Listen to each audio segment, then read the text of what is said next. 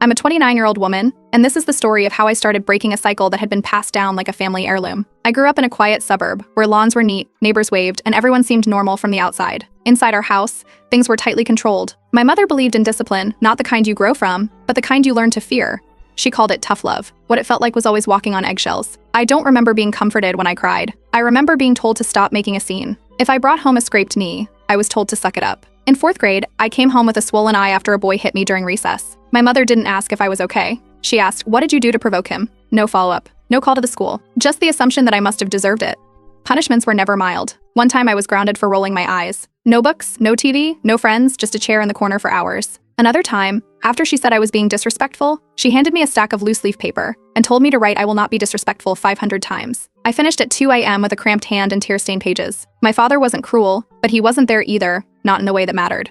He worked long hours, came home tired, and kept his head down. Anytime I pleaded with him, when I asked why I couldn't go to sleepovers, or why my phone was taken away for a B on a test, he just sighed and said, "Ask your mother." He didn't argue with her. I don't think he dared to. Expressing how I felt was never an option. If I tried to speak up, I was accused of being ungrateful or dramatic. She'd tell me, "You'll get it once you're a mother. Then you'll see how hard it is." I stopped talking to her about anything real after that. I got out when I turned 18. I didn't care about college rankings or degree programs. I picked the university that was 10 hours away. That distance was everything. For the first time, I could breathe without being watched. I could make a mistake and not be punished for it. In my 2nd year, I signed up for therapy through student services. I wasn't even sure what I needed. I just wanted to feel normal. My therapist asked me during our 2nd session, "Did it ever feel like your parents scared you more than they loved you?" I didn't know how to answer that. But something inside me knew it was true. I didn't make any announcements, but I started to pull away. I stopped coming home for fall break. I missed Thanksgiving 1 year and only got a text that said, "Your absence was noticed." Not "we missed you," just cold silence with a hint of guilt. That was the pattern. Affection wasn't freely given, it was conditional. At 25, I had a miscarriage. It was early, barely 6 weeks in. I still remember the cramping, the hospital visit, the quiet sadness that filled the days after. I called my mother because I didn't know who else to tell.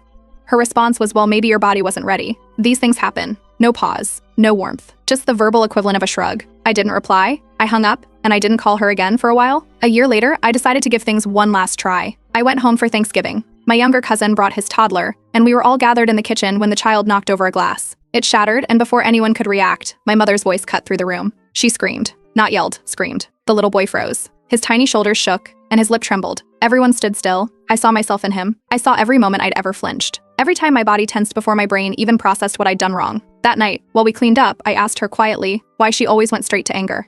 She wiped down the counter, didn't look up, and said, "It's how I was raised. Kids need to fear their parents a little. Otherwise, they walk all over you." I didn't argue. I didn't say anything at all. But in my head, something snapped into place. I went to my childhood room, shut the door, and promised myself if I ever had a child, they'd never feel what I felt. They'd never be afraid to drop a glass. 2 years passed. Then came the test. 2 pink lines. Pregnant. I stood in my bathroom holding the test, and all I could think about was that kitchen, that scream, that look on the toddler's face. I thought about what it meant to bring someone into the world, and who got to be near them. That was when I realized it wasn't just about me anymore. The cycle had to end here. I was 12 weeks pregnant when I told my parents. I waited until after the first scan, after the doctor gave the all clear. I sat across from them at their kitchen table and shared the news, expecting maybe a pause, a smile, even a small moment of warmth. My mother's first question was, "Will you be working after the baby's born?" Not, "Are you okay?" Not, "Do you need anything?" Just that. My father didn't say much. He leaned back in his chair and said, "Let your mother guide you. She knows how to raise a kid." That was the end of the conversation. No hugs, no excitement, just instructions. 2 days later, I started getting emails, articles about baby sleep training, rigid feeding routines, and how to enforce discipline from day one. Most of them came from my mother's account, but a few were from random parenting blogs she'd subscribed me to without asking.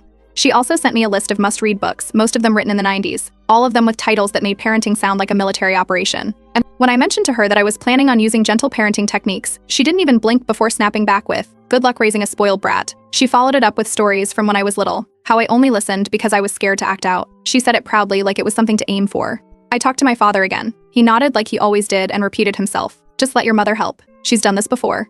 He looked past me as he said it, already checked out of the conversation. A few weeks later, my friends threw me a baby shower at a cozy community center near my apartment. They decorated the place in soft colors, set up a simple buffet, and even made a custom cake with the baby's name piped in icing. My mother showed up in a dress that screamed for attention and a face that made it clear she wasn't impressed. She complained about the decorations, said the food was too bland, criticized the guest list for not including some distant relatives she hadn't spoken to in years. When she saw the name tags on the table, she asked why hers didn't say grandma and said the handwriting was sloppy. During the gift opening, she handed me a heavy, leather-bound book wrapped in shiny gold paper. Inside was a parenting manual from the early 2000s. Tucked inside the front cover was a sticky note that read, "For when you realize you're not as smart as you think." Later that evening, I found out she had pulled one of my friends aside and told her she couldn't wait to reteach the baby properly once the child's old enough to stay with grandma.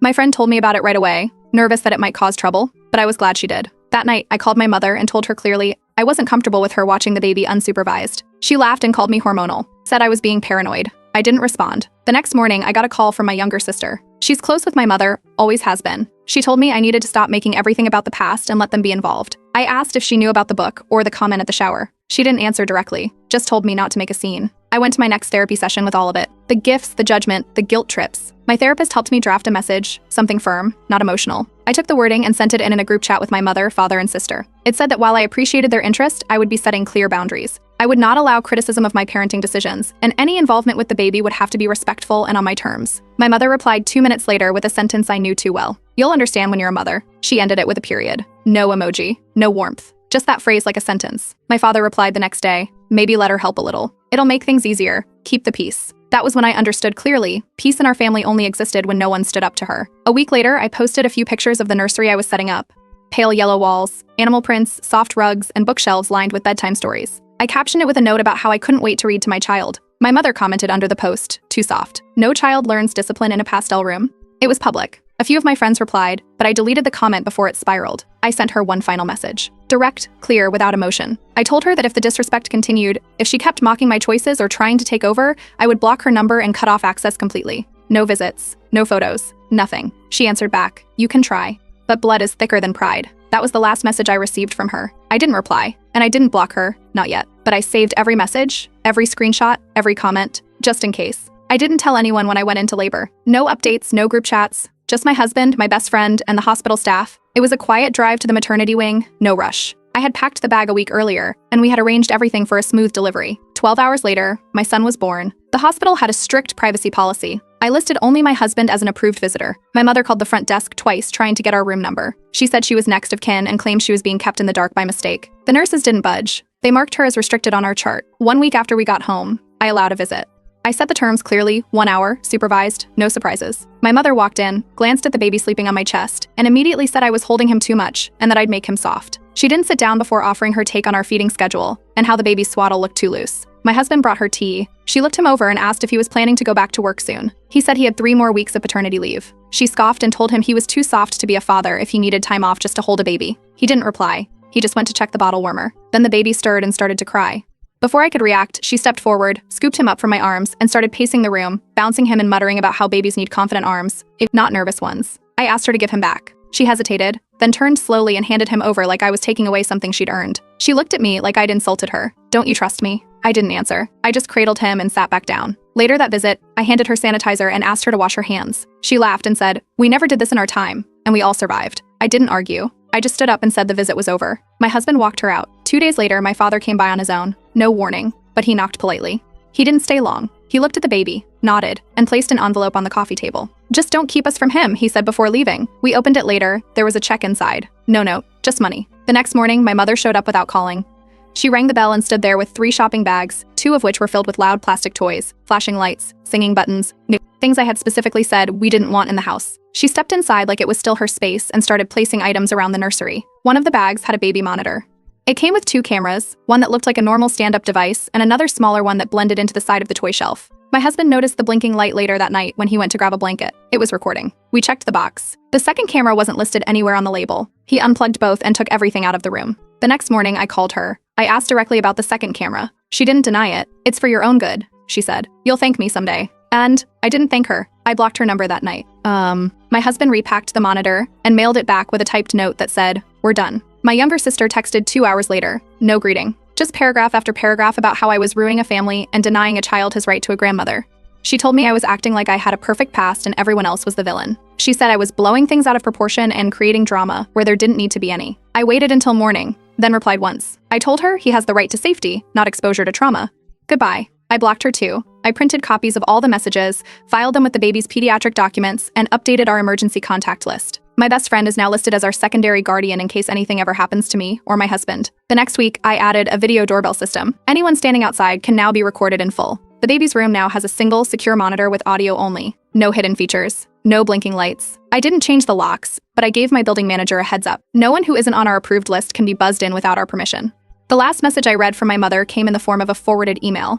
She had sent baby photos to an old coworker of mine, along with a message that said, "Still trying to be a parent without knowing what it means." The coworker apologized for sharing it, but said I should know what was being said behind my back. That was the moment I deleted every trace of contact. Phone, email, photos, shared cloud folders. I kept only what was needed for documentation. My son's first smile came a few days later. No audience, no judgment. Just me, my husband, and the soft light of the nursery we chose.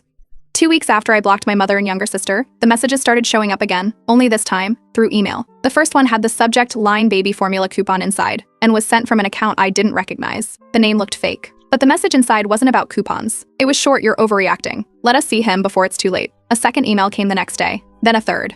Different names, different addresses, but the tone was always the same: guilt, pressure, veiled threats wrapped in concern. My husband opened one of them and noticed the writing style matched something my sister once posted publicly. He ran a trace using a header tool. One email had been sent through her work network. We contacted a family lawyer that week. After reviewing everything, screenshots, timestamps, even the original monitor footage, he drafted a cease and desist notice addressed to both my mother and sister. It included a warning about indirect harassment, using third parties or false identities to contact us, and stated clearly that future violations could result in legal action. We mailed it certified with return receipt. 3 days after that, our next-door neighbor handed me a greeting card. It had a baby bunny on the front and pink lettering that said, "Thinking of you." She smiled and said, "This came for you, no return address." Someone asked me to pass it along. Inside the card was a folded sheet of notebook paper, my mother's handwriting. She had written that she forgave me, that one day I would come crawling back, and that she was only trying to protect my child from modern parenting nonsense. The last line read, "I was your mother first, and I always will be." I thanked the neighbor and explained the situation. She was stunned. She had thought she was helping deliver a harmless note from a friend. She apologized and said she'd decline anything from them in the future. 2 days later, my office line rang with a flagged number. The receptionist said someone had called claiming to be my emergency contact and asking about my maternity leave status. The person hung up when asked for their name. My workplace filed a report and marked my employee profile with a note, "Unauthorized contact attempt, family harassment." That same week, I noticed a silver car parked across from our house for 2 nights in a row, not moving, lights off. My husband checked the doorbell camera recordings. The second night, the camera picked up my father stepping out, walking up the path, and leaving a brown paper bag on our porch. He didn't knock. He just walked away and drove off. We checked the bag carefully before opening it. Inside were baby socks, some old photo albums from when I was a child, and a letter addressed to my daughter and grandson. It wasn't angry. It wasn't dramatic. It was guilt in neat, polite handwriting. He wrote that my mother meant well, and that no one really believed you'd keep us out for good. He asked us to reconsider before it was too late for reconciliation. I brought the letter to my next therapy session. My therapist read parts of it out loud and pointed to phrases that looked kind but carried weight: blame, dismissal, control disguised as love. She reminded me that manipulation doesn't always show up as yelling. Sometimes it wears a soft voice and pretends it's care. That same week, my husband's parents invited us over for dinner. They asked if we wanted them to step in more formally, as emergency contacts, as backup support, as people we could depend on. We accepted. They helped us contact a digital privacy specialist who walked us through removing our names and address from public databases, mailing lists, and real estate directories. We set up stronger spam filters, 2-step authentication for every account, and upgraded our doorbell camera to store footage for 90 days instead of 7. Then just when things started to feel normal, my son had a mild allergic reaction after trying a new food. His skin broke out in hives, and he started fussing in a way that wasn't like him. My husband drove us straight to urgent care while I kept our son upright in the back seat. They administered antihistamines, monitored his breathing, and confirmed it wasn't an emergency. After we got home and the panic wore off, I noticed something. At no point during that scare did I think to call my mother. Not once. Not when we were in the car. Not while sitting in the exam room. Not even afterward. That absence didn't hurt. It felt like proof. People always say you understand your parents better when you become one. That's not what happened to me. Motherhood didn't make me understand mine. It made me protect my child from people like her. A woman I hadn't seen since childhood rang my doorbell on a Wednesday afternoon. She introduced herself by name, but I recognized her face before she even finished. She used to run the kids program at my old church, back when I was still dragged there every Sunday. She held a gift bag in one hand and a Bible in the other. She said my mother had reached out, said I was struggling, and asked her to come pray with me and help mend the broken bond between mother and daughter. I stepped outside and closed the door behind me. She smiled, handed me a card, and started talking about forgiveness. She said it was divine, and that children who hold grudges invite sorrow into their homes. Inside the card was a printed Bible verse. Below it, a handwritten message: forgiveness is godly. Children who withhold it will suffer. No signature, no doubt who wrote it. I told the woman, calmly, that I appreciated her visit but did not welcome it. I made it clear she shouldn't return or deliver any more messages on my mother's behalf. She looked stunned. She said my mother must be heartbroken. That I changed, I didn't answer. I waited until she walked back to her car before I went inside and tossed the card in the shredder. That same night, a post popped up from someone I barely knew, a college classmate who was friendly with my sister. The post didn't name me, but it was obvious.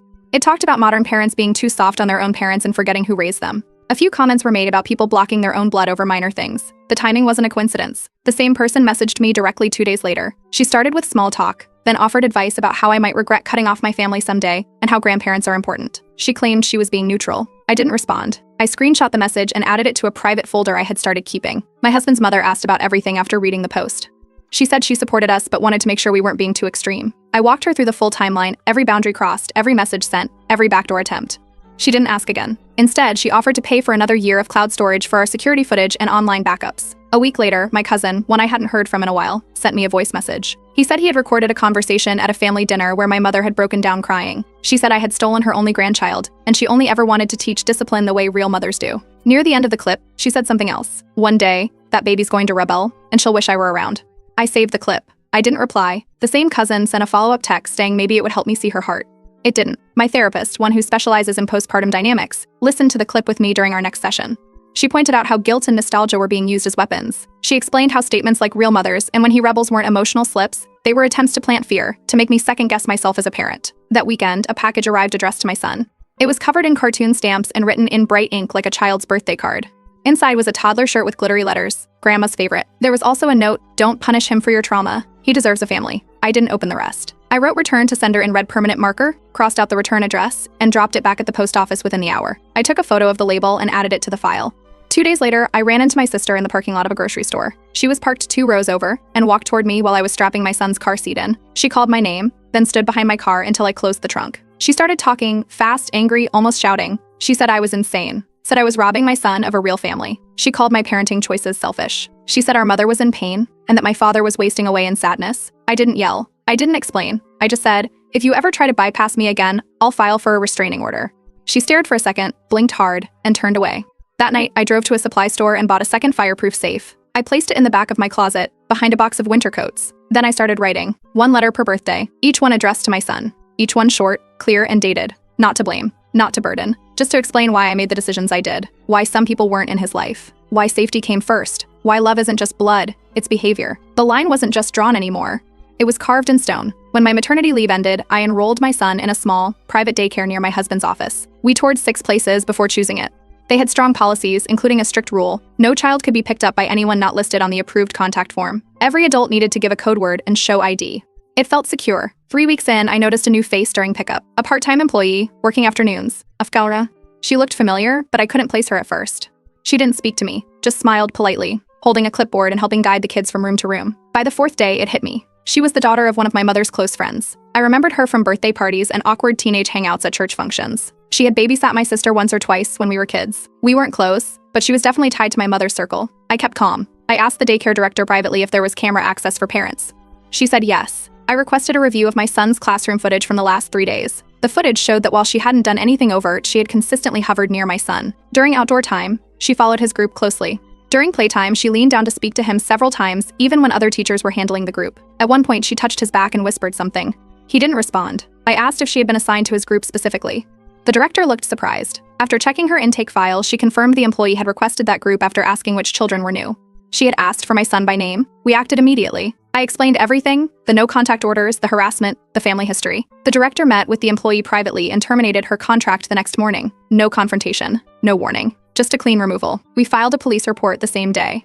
It was classified under stalking and an unauthorized attempt to access a minor. I gave them the daycare footage, the prior cease and desist letters, and the name of the former employee's mother. The officer agreed it showed a pattern. He wrote up an official record and forwarded it to the department's legal unit. Another cease and desist letter was drafted, this time addressed to both my mother and her friend. The language was stronger. It stated that any future third-party attempts to contact, observe, or approach my son would result in legal action. It also included a demand to cease any distribution of his photos, name, or personal information. My therapist reviewed everything with me the next day. She didn't speak in metaphors or soft encouragement. She said clearly this wasn't emotional abuse anymore.